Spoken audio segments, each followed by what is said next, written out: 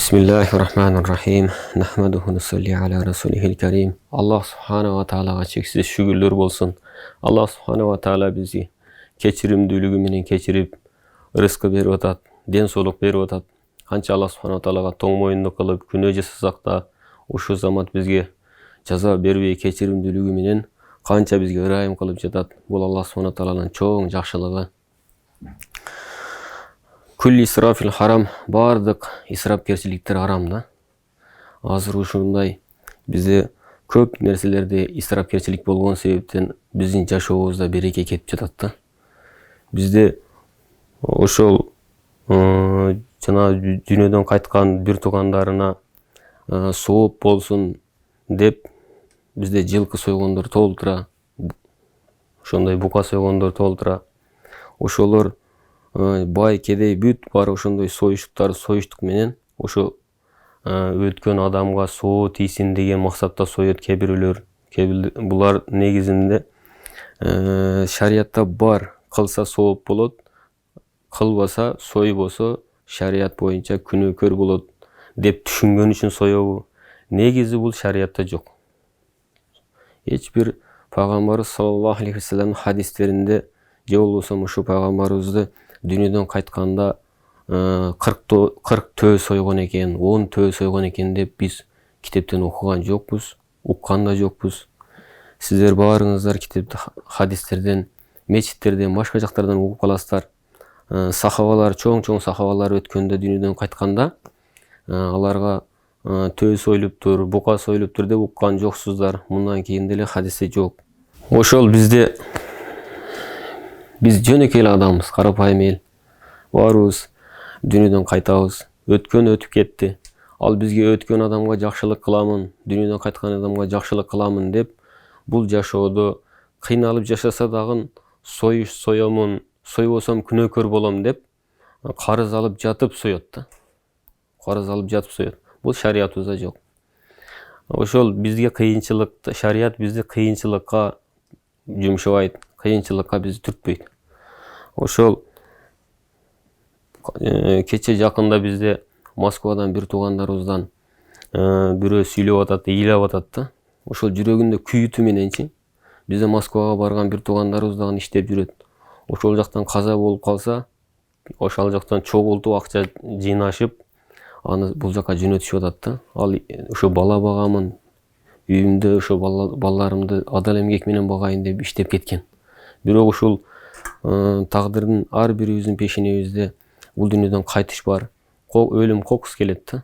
Ал жактан дүйнөдөн кайтып калды, кыйынчылык менен барган. Бул жака келсе дагы союш керек дегенде, анын үй бүлөсү кыйынчылыкта жашайт да. Ал карыздатып жатып союшка эч кандай милдеттүү эмес. Ошону биз баарыбыз туура түшүнүп, ошону мамлекетибизде токтото турган болсок, биздин жашообузга пайдабыз тиет.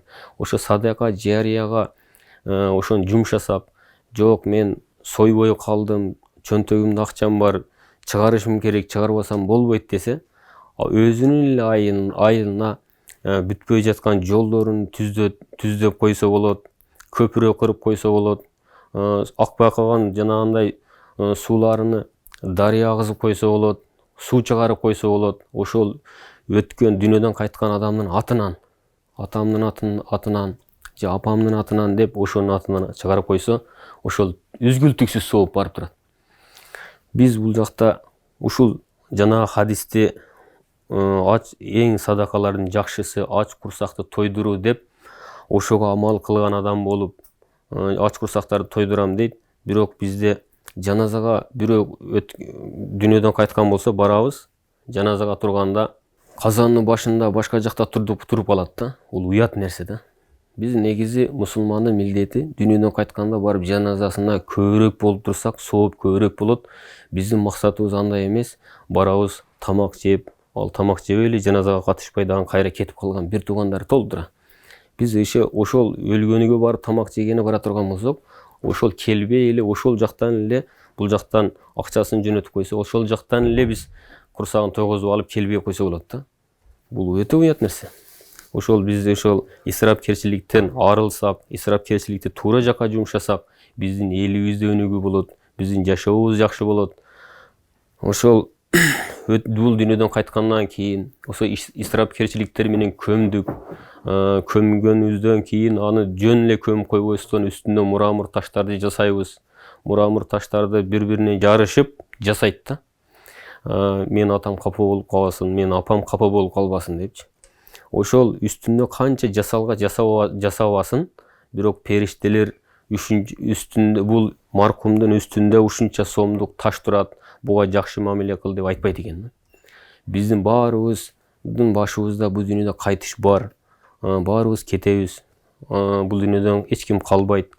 Биздин кылган сооп ишибизди багыштай алабыз. Андан башка биз ага үстүгө жасалга жасап койгондорубуз бизге ошол өтүп кеткен маркумга эч кандай пайдасы тийбей калат да. Ошол бизде ушул салттарды жоготсок, мусулманча жашай албай атабыз. Маркумубузду мусулманча көмбөсөк, жок деген ошол маркумубузду исрапкерчилиги жок, мусулманча көмүп койсок, бизде иншалла көп жакшылыктарды Алла субхана таала берет. Ушул исрапкерчиликтердин көбөйгөндүгү себептен Алла субхана таала ушул кымбатчылыкты, берекени Алла субхана таала кымбатчылыкты берип, берекени көтөрүп койду. Биз ошол исрапкерчиликти токтотуп, ач курсакты тойдуруу, биз башка нерсеге жумшасак болот да. Чыныгы ачтар бар, чыныгы курсак тойбогондор бар. Биз азыр тоюбузга байлар келип калды, кедейлер келбейт. Ошол биз ошол жакшылыктарыбызды садака жарияга жумшайлы. Садака жария бул өтүп кеткен адамга үзгүлтүксүз соолу барып тура турган нерсе. Өзүбүздүн элибизге эле пайдасы тиет.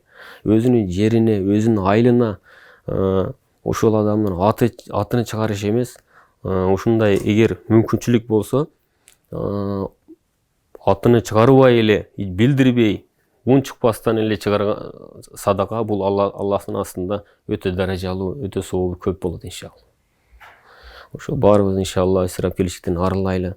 Алла субхана таала жашообузга береке берсин. Баарыбыздын үй бүлөбүзгө тынчтык, амандык, береке берсин.